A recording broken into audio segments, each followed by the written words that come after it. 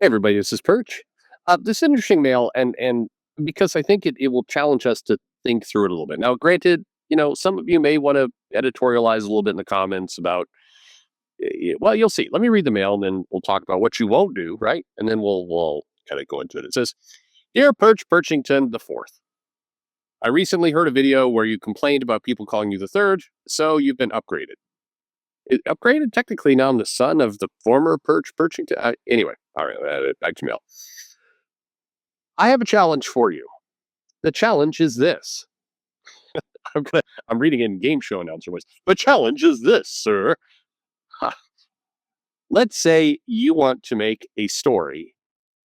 Oh, by the way, did I mention you're in charge of DC now? Oh, you didn't, but okay. I'm in charge of DC now. Uh, all right. I mentioned you're in charge of DC now. And you want to make a story about John Kent being in a straight relationship with Yara Flor. I don't know if you were reading closely the DC comics during that era after Death Metal, but they were teasing heavily that Yara Flor, the new Wonder Woman, and John Kent, the new Superman, would eventually have a relationship. Then strange things happened. Yara Flor was basically sidelined, big ass and all. She didn't have that big an ass. It's a nice ass. Anyway, big ass and all. Aw. And John Kent was made gay by Tom Taylor, even though there had been many comics previously where John Kent had expressed interest in women. I suppose they did give him the out of saying he was bisexual, but come on, let's face it. What story would you write in order to get John Kent dating women again? If John Kent is too easy for you, no pun intended, right? If John Kent is too easy for you, how about Tim Drake? Tim Drake had a long relationship with Stephanie Brown that many comic fans really loved. Now he's gay. Pardon me. Now he's gay. So how would you write Tim Drake back into a relationship with Stephanie Brown? Is it even possible? I'm curious to get your thoughts on this. Uh, and there's some other stuff, but we don't need to read that. All right, cool. All right, so first off, I think again, what you're going to want to say in the comments is, a lot of editorializing around, the character being made gay and the continuity and everything else. But really, this is kind of the problem when you have a character who has several years of, of being straight or at least dating the opposite sex, and then you do a reveal in the comics that, well, actually, I'm interested in, the same sex. I am gay or bisexual or however they want to play it out. The challenge is, certainly in life, in real life and human life, not comics, you have people who have, pretended to be straight or struggle to be straight. And maybe because of pressure, maybe because of their family, maybe because of whatever. Then one day the sparks go off and the boner happens, and you realize that you're into the same sex. That happens in real life. The problem is in comics it happens to a much higher percentage than real life. And the other problem with comics, and I really think this is a real problem. I had this argument with some writers in comics, and they're like, oh yeah, you may have a point there, but it's homophobic to say so. It's like, okay, if I have a point, then it's not homophobic to say so, but it's basically this. In comics, frequently we know what the characters are thinking. They have thought bubbles, they have narration that's going on, and so it's not like somebody in real life who's walking around and you don't know what's going on in their life. All this, in real life, we have lots of things going on that nobody knows about. Maybe we're struggling with a relationship, maybe we're struggling with stress, any number of things, right?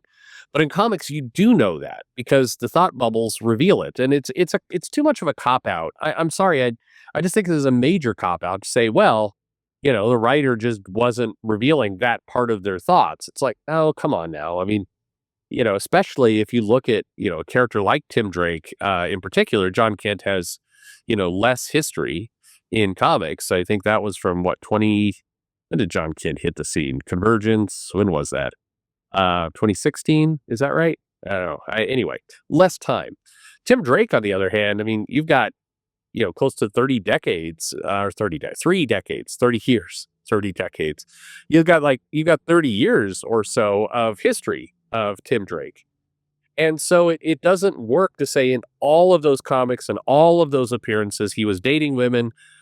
We had his thought process in the comics. Like we could, we could see his thoughts because the writer was giving them to us around, how he was feeling and being nervous about these things. It just seems highly improbable that all of that history would go on, all of that material would get written, and never did the thought process go off of I'm living a lie or any of that kind of stuff. It's illogical, right? And on top of that, comics has had more, the Bobby Drake. I mean, it was a lot of people in a very short period of time who decided they were living that lie and they needed to come out. And so it had a combination of, it didn't wash when you have, a Bobby Drake or a Tim Drake, the Drakes, man, every time. When you have those characters with so much history, come out as gay. It doesn't make sense. With all the comics that were written, all the thoughts that were there. Again, John Kent, it makes a little bit more sense, less history, and you had that aging from kid to adult. There's a lot of things that, the character was still figuring himself out. So it's a lot less, it's a lot different. But anyway, the letter was around how would I, basically undo it, or how would I kind of, write this if I was wanting to put them in a straight relationship. Well, the first answer is I don't think you can. I mean, not anymore. I think once you've passed that in the comics, it's the problem is, like, what do you do? So you have like cheesy comic book ways you could do it. Meaning you could have the character, like, wake up and it's like, oh my God, what a crazy dream. I've been mind controlled. I mean, you could do shit like that. You could have the character, like they did with the Beast recently, where he's rebooted to a previous version of himself. And it's like, I don't remember any of the last 10 years. I'm gonna own Stephanie now. Like, you could do something like that. Um, and that's the kind of the cheesy comic book way to do it. But if you did that, man, I'd love to actually see it done once, just to see the complete shit show outrage you would get from fans who would lose their minds. I mean, you've got fans who like get crazy with Peter David over his handling of the Romani, and and just kind of jokes said at cons, and like people will, in this video, just mentioning this, there'll be somebody in the comments like, how dare you defend that man? Like, people like lose their fucking minds. And so if you had like Tim Drake, get resurrected from the Lazarus pits or something, and it's like, I've lost the last 10 years, I'm straight now. Like, it would be amazing to see the complete just destruction of all sanity of people, because it definitely, some people would lose their minds over that one. The way for John Kent, I guess, is to lean into I mean, like, okay, so John Kent is the easy one. You could have him basically reveal that his boyfriend was a villain, has villainous tendencies, whatever. He gets into the ends justify the means type thing. And basically, in doing so, you've set up John Kent's Lex Luthor, somebody with a personal connection, somebody who, it's like Clark Kent and Lex, except in this case, he used to have sex with Lex, and so it's all the more personal. So you could do something like that, and then him kind of reeling from this. It's like, I can't date now, or I don't know. Just you have him basically go into some state of kind of love is not real. The emo phase, basically, of John Kent. And then you have him, you tie him back together with Yara, who's like, nobody cares about my big ass anymore. And John Kent's like, I like ass. And I mean, there you go. You could do something like that. Um, I'm just, that's an easier route, again, because less history. With Tim Drake, I think it's just impossible, right? I mean, the problem is, in the comics, you could have him basically, realize that it's like, I don't, it was a fling with Bernard, and I wanted to see what that was like, and now I've seen it, and I find myself missing Stephanie, and I want to go back to Stephanie, and you know, I break up with Bernard. I go back to Stephanie and be like, but I mean, I don't. That would be a crazy story. It'd be an interesting story. The weird part about it is writing a story like that would actually be one of the more original things comics has done, because how do you have somebody who's like, you know what, I need to go explore this side of my life. I think I'm gay, and then you have the character be gay for a while, and then the character turns around and be like, you know what, I was wrong. I don't know. Maybe I'm not gay. I'm not as gay as I thought. I mean, I don't it it could be an interesting story. It could also be super stupid depending on who is writing it. But I mean, it would be one of the more original comics. That's what the problem with this is the idea of a character kind of coming out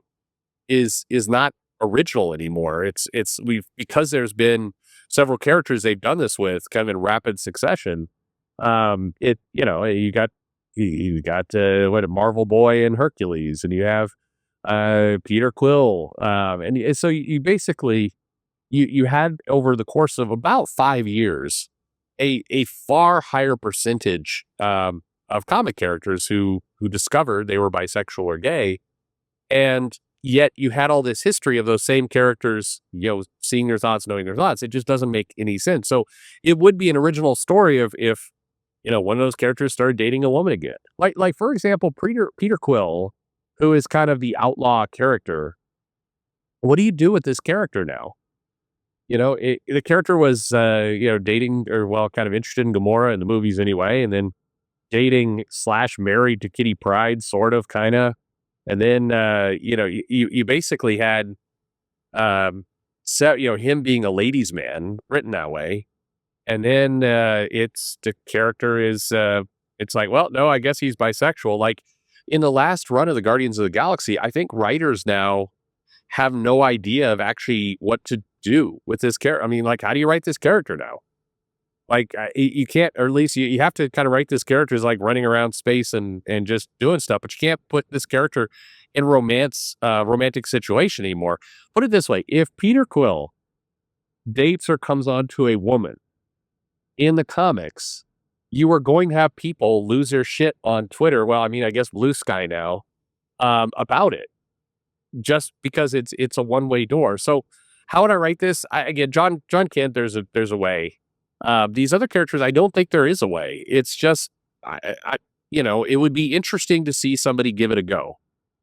But, generally, I think it's, it's kind of a one-way road. No pun intended. I don't know. What do you think? How would you unring that bell, or what do you do? And I mean, it does set up an interesting catch, because several of the comic writers have said things like, well, the character's just bisexual, not gay. So, we are leaving it open for other writers to do things. But are they? I don't think they are. I think it's, it is what it is. So anyway, let me know your thoughts in the comments below. Like and subscribe, of course. And thanks for, why not? Thanks for listening.